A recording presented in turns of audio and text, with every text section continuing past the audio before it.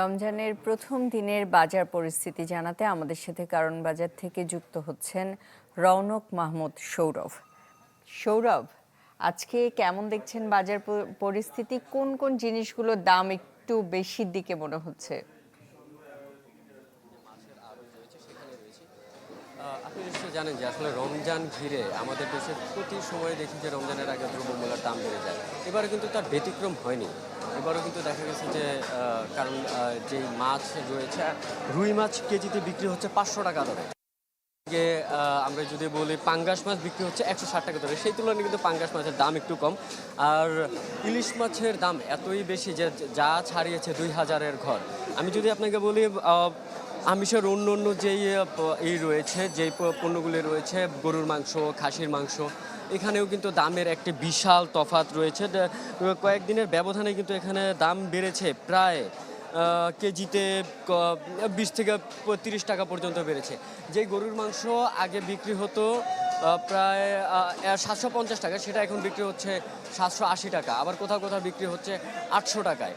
এদিকে আমি যদি আপনাকে ইসের কথা বলি যে ব্রয়লার মুরগি কিন্তু মাস ব্যবধানে ব্রয়লার মুরগিতে 30 টাকা পর্যন্ত বেড়েছে কেজিতে।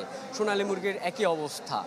তো কিন্তু সেই তুলনায় রমজানের অন্যান্য নিত্যপণ্য যেগুলো রয়েছে, ছোলা, খেজুর, সেগুলোর দাম কিন্তু বিক্রেতারা বলছিলেন গত বছরের মতোই সহনীয় পর্যায়ে রয়েছে। তো আমরা আসলে এইভাবে রমজানের ঘিরে যেই নিত্যপণ্যগুলো রয়েছে, সেই পণ্যগুলো কিন্তু শাকসবজিরও কিন্তু দাম বেড়েছে। আর সবচেয়ে যেটা গুরুত্বপূর্ণ বিষয় রয়েছে ফল। রমজানে আরেকটি জিনিসের সবচেয়ে বেশি চাহিদা থাকে, ফলের চাহিদা। সারাদিন সিয়াম সাধনার পরে আসলে ধর্মপ্রাণ মুসলমান যখন শরবত পান করবেন, তখন লেবু অথবা অন্যান্য যেই ফলগুলো রয়েছে সেগুলোর চাহিদাও তো থাকে বেশি। কিন্তু এইবার এক হালি লেবুর দাম কিন্তু কোথাও 100 টাকার উপরেও।